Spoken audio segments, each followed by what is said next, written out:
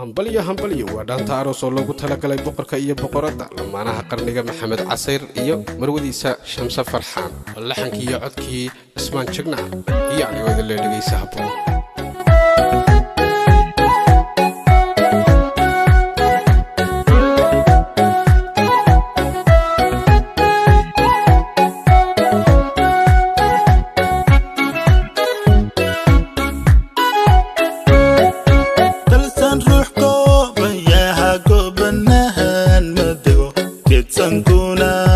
kale kolla kuma kadmado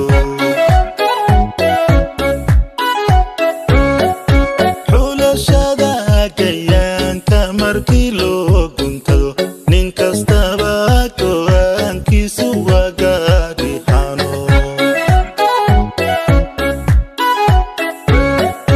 waxaan uga golleeyahay ujeedka gud gacal wada dhashaha